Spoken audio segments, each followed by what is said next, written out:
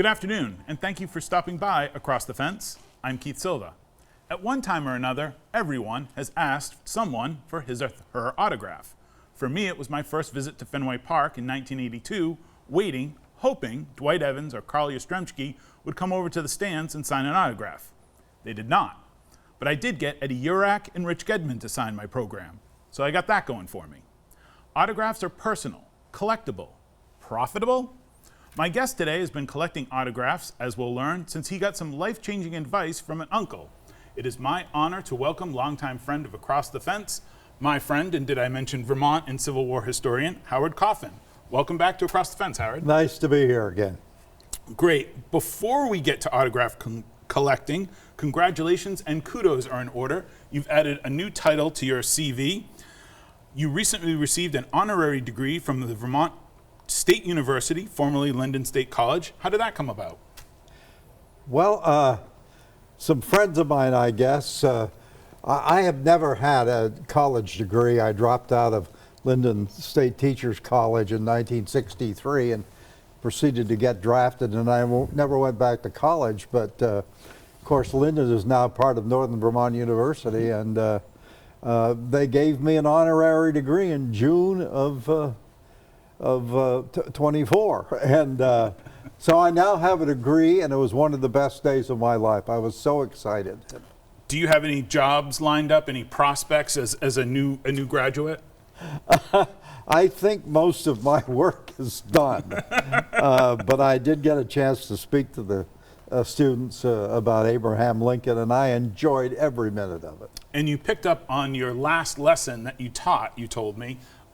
You were talking about Lincoln at the last time you taught, and then this time you picked right up where you left off. Yes, my last day at Linden Teachers College, I was teaching Lincoln to the 5th grade in Linden Center, and that night I decided I didn't want to be a teacher, and I hitchhiked away from school never to return. And I went back to and resumed where I left off, talking about Lincoln. Long time between lessons. Are you making everyone call you doctor now? I am not. You're not. All right, good. It's good to know. My thanks to Corrine Cooper for providing those photos for us to share of Howard on his big day. But now we turn to autographs. How did you start collecting autographs, Howard?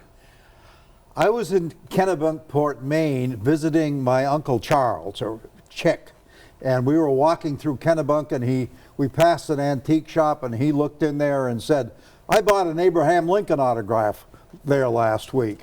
And I said, "What?" And he said, "Yes." He said, I bought it. I said, "Where is it?" He said, "I sold it, made $50 on it."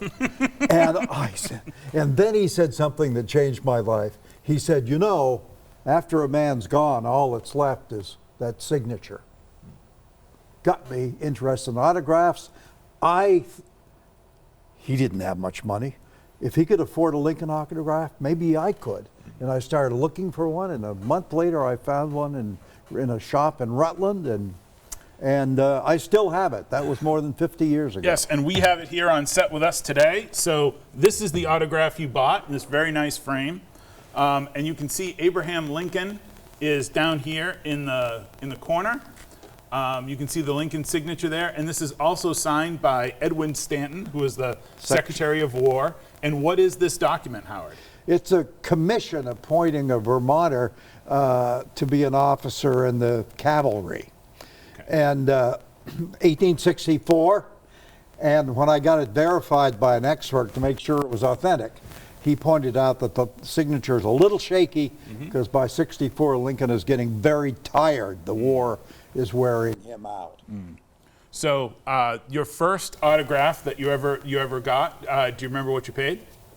$200. $200. So Chick wasn't wrong. A lot of money at that time. A lot of money at that time. Yes. So you got the bug after that. I got the bug after that. It wasn't the first autograph I ever got. No, we have that here. It's right here. Yes. A friend of mine took me to a Louis Armstrong concert at Dartmouth when I was about 12 years old, and he had connections, and we went after the concert to the dressing room, and Armstrong signed that in the dressing room for me. It was my first real concert, and the sound of his horn was so huge it almost was deafening. It was wonderful. So you bring up a very interesting point. I think a lot of people probably, if they buy autographs now, obviously there's always a concern for fraud. Yes. And you got this signed in front of you, so you really know that that's Louis Armstrong's signature. No question about it. No question about it. You had the Lincoln one verified. Is this something that if people wanted to collect autographs, they really need to know? Yes, and it always can be an issue. The best advice I guess I would give is to go to a reputable dealer, and there's usually someone at your local university who knows about autographs and special collections, so they're always happy to help you. Okay. So yeah, the internet, probably you could look and find someone who can verify autographs. We have one here. We just talked about a Civil War one. This is another big name in the Civil War, Ulysses S. Grant. That is Grant's signature down there at the bottom. Yes, and the upper part is in his hand. Okay. Grant is angry at an officer here who has made off with about $12,000, and Grant's telling him to get it back. And Grant, incidentally, a month before he wrote this, he writes it at Vicksburg, the site of maybe his greatest victory, except for perhaps Appomattox. Right. But that's why it's so important. It's signed at Vicksburg. But a month before he wrote this, he had been injured in an accident. A horse had followed on him, and he was the best rider in the Union armies. Some people said he was drunk. I don't think he was, but he was in bed when he wrote that. He was recovering. And you said that this is rare, and it was so rare that the man who wrote Grant's biography or dealt with his John papers Y. Simon had never seen it before. He'd never seen it, never knew about it, and I sent him a copy, and it's now included. Now included. Another Civil War era, not as prominent a name, but an important name in Vermont. I know. What is this? Who is this letter from, Howard? That is a note from Thaddeus Stevens, probably Vermont's most important Civil War era personality, the most powerful man in Congress, born in Danville. That's right. And here is Thaddeus Stevens writing to Secretary of War Edwin Stanton. After Lincoln's death, they're trying to impeach Andrew Johnson. Right. And this concerns the fact that Stevens is dying. This is 3 months before he dies, and he's just getting out of bed from a bout with illness, and he's talking about replacing himself. It's a very important note in the impeachment process. And I bought it from a dealer who didn't apparently know what he had. Aha. We only have a few minutes left. I want to get to some names that folks would know. Sure. And we got a couple of autographs here from a baseball player. Who is this for the Vermont Mariners, Howard? That is Ken Griffey Jr., one of the great players who ever played. He played 2/3 of a season at Centennial Field, and I think I saw every game he played. And I interviewed him for a magazine article, and he signed it that day. Very nice. And you have another one here, someone that a lot of our viewers will know right off. Anyone will know. Who's this? Well, that is Richard Petty, the great auto driver, and I went up to Thunder Road one night with Ken Squire, and I'm always looking for an opportunity, and Petty was there, and Ken got me up close to him, and I got that autograph. So, always looking. So always looking. So some of this is about collecting. Some of this is about going where the people are to get their autograph. Absolutely. And you love that part of it, or loved that part of it. Yes, it's been a hobby for me. It's been a lot of fun. Right. And sometimes profitable. Yes, absolutely. I want to get to, I'm going to save one for the end. This is a book that is autographed by Robert Frost, Vermont's own.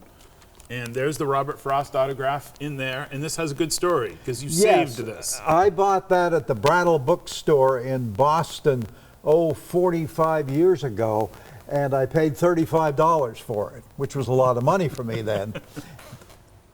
George Gloss owned the Brattle Bookstore. He had 450,000 books. The day after I bought this, the store burned to the ground. All the books were gone. And ever after, when I went into the rebuilt shop, George always said, "Here's the man who rescued the Frost." The Frost. Yes, I met Frost once, a long time ago, at the Woodstock Inn, the old Woodstock. The old, in your hometown of Woodstock, Yes. as many of our viewers know. We have two more that I'd like to get to that have some provenance. This first one here, tell me about this one, Howard. That is a letter to me from Sweeney, General Sweeney, who piloted the bomber who dropped the A-bomb on Nagasaki, which is an event that I'm not especially fond of. I'm not sure it was necessary. He thought it was, of course. And it's filled with good content, which is important to letters. He mentions General Tebbets, who commanded the Enola Gay that dropped the other bomb. Right, the first one. And he talks about the code word for the operation in here. Wonderful content. Tibbets' signatures are very common. Sweeney's not. And silver plate. We don't want to give anything away, but silver The plate. plate was apparently the code name for the operation. For the operation. One last thing, we have an autograph here that is probably a little less known, but it's got a wonderful story to it. I'm going to hold this up so the camera can get it. Tell us whose this autograph is, Howard. I have a daughter named Anya, A-N-Y-A, and when she was a little person, one afternoon I set about teaching her how to write her name, and this is the first time she succeeded, and I saved it. So I have my daughter's first autograph. Wonderful, wonderful. Yes. Well, that takes care of things for us. Thank you very much for joining us and sharing part of your collection with us. It is time for us to sign off on another Across the Fence. My thanks to the crew behind the scenes who work hard to make us look good and sound good. And thanks to you for stopping by Across the Fence.